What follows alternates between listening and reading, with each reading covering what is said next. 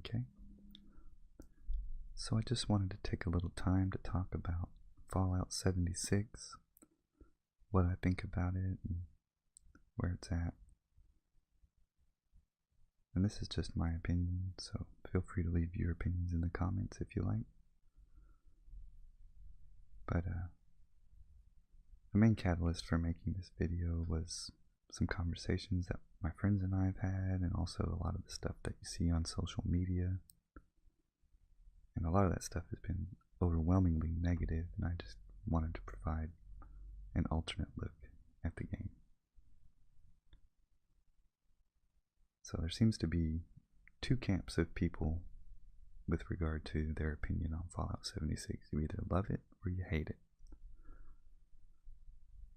And the biggest criticism that I hear from people that hate it is it's not a Fallout game. And the main reason that people say this, from what I gather, is because it doesn't have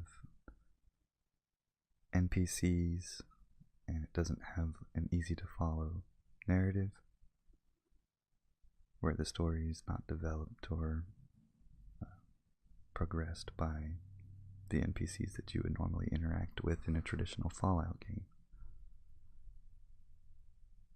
And I can definitely understand that criticism because there are no human NPCs in Fallout 76.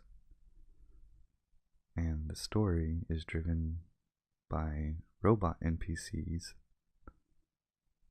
and holotapes and notes and computer terminals and things like that. You really have to go digging to find the story in Fallout 76, as opposed to a more traditional Fallout game where the story is packaged and delivered by likable NPCs.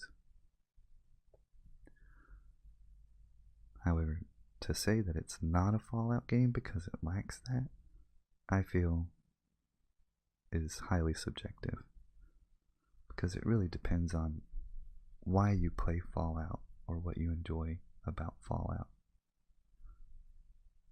If you play Fallout games because you enjoy the stories or the narratives within the stories or the people that deliver the stories,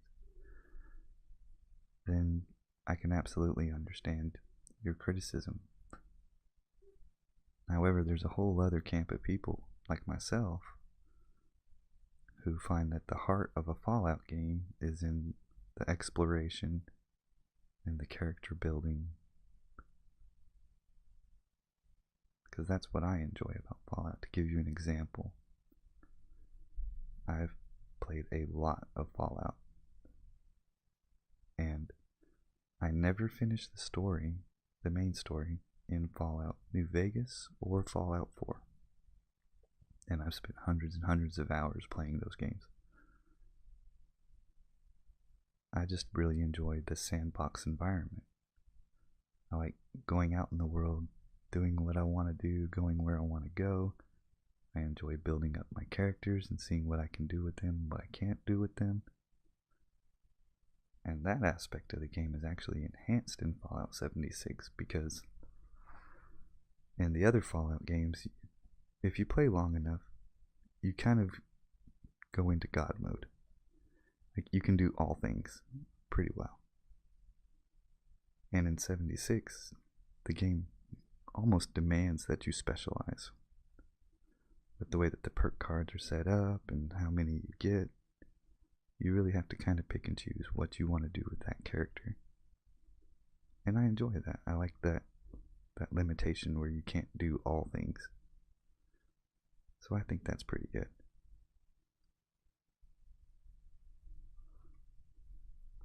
So that's where I'm coming from on that. So when I hear people say it's not a Fallout game, well, I can understand why they might say that, but at the same time I feel that's not an accurate statement for everybody. Now, another criticism that I hear, and this one I just roll my eyes at, I really don't find that it carries any weight at all. And that's that people who enjoy the game only enjoy it because they play with their friends. And I just don't find that to be true at all. The reason I say that is because there's no shortage of online games that you can play with your friends. Okay, you can play Red Dead, you can play Monster Hunter, Elder Scrolls Online, and so on and so forth. We live in an age where nearly every game has some online component that you can play with your friends.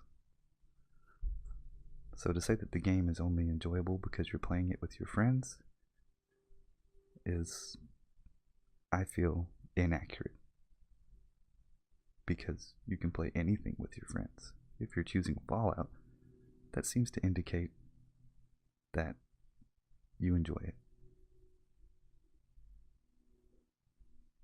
So, I don't find any weight with that one.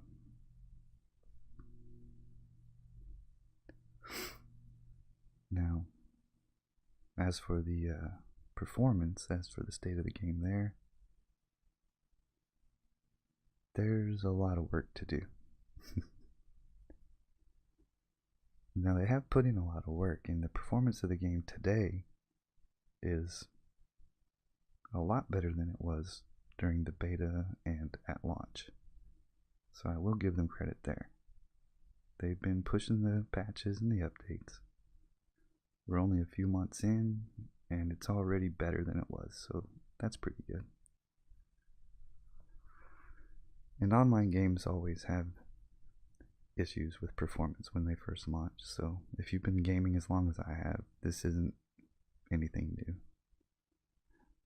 So just seeing them put out the updates and put in the work to try and make it better, I think is a good sign, especially considering how quickly they've been trying to address it. Having said that, there is a lot of work to do. So, I would say that currently it's not great, but it's not unplayable garbage either. At launch, you could barely log into the game. Now, you have the occasional hiccup, but it's not nearly as often as it was. And it's getting better and better as more time goes by. So hopefully, maybe in the next 6 months or so, we'll be at a better place. And as for the exploits, those are pretty bad. There was, I don't know if they've addressed it or not, but there was a weight limit glitch, which on the surface doesn't seem like a bad thing because the weight is pretty limited in this game, both on what you can carry and how much you can put in your stash box. And so part of me can understand why somebody would take advantage of that exploit, but at the same time, I feel like it takes a lot away from the game when you do, because those limits are there for a reason. This is supposed to be a survival game. You're surviving the apocalypse, and having those limits kind of imposes an evaluation on your part of what's important to you. Like, do I need this or do I need that? I can only carry this. So kind of puts pressure on the player to make decisions on the fly, and I like that. I think it's important for the game. There's also, or there was, I don't know if there still is, but there was an item duplication glitch, and that is bad news. That's not good for any online game, period. And if they haven't addressed it yet, they really need to drop the hammer on that, because the only competitive aspect of this game is PvP. And that item duplication glitch, combined with the ability to trade with other players via the use of forums, has made it widespread. So, I don't know what they would do to address that, or what they need to do, but they need to get it fixed and they need to get it taken care of. Traditionally, in online games, when something like that is going on, you start seeing a lot of players getting banned. And I hope that's what they do with this game. It sounds a little harsh, but it really is bad for the competitive aspect of the game. And I really enjoy the PvP.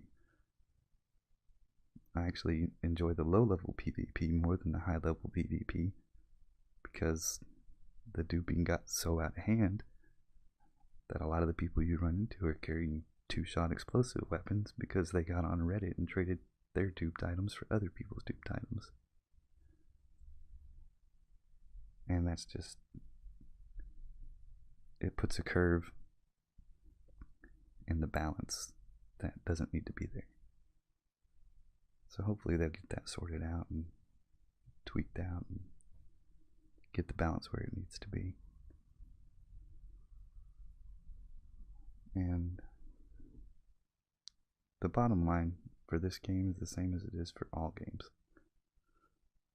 When people are criticizing the game, they never seem to ask the important question: is it fun? For me, it's a blast. I love playing Fallout 76.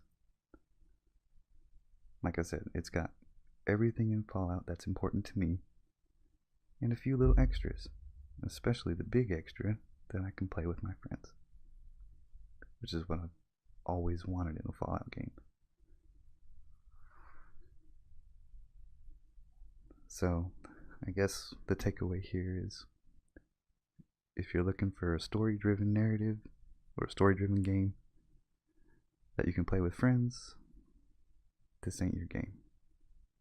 But if you're looking for a sandbox to explore and play in, then there's a lot of fun to be had here if you can slog through the technical hiccups. So let me know what you think in the comments. Thank you for watching. Always appreciate it. Have a good one.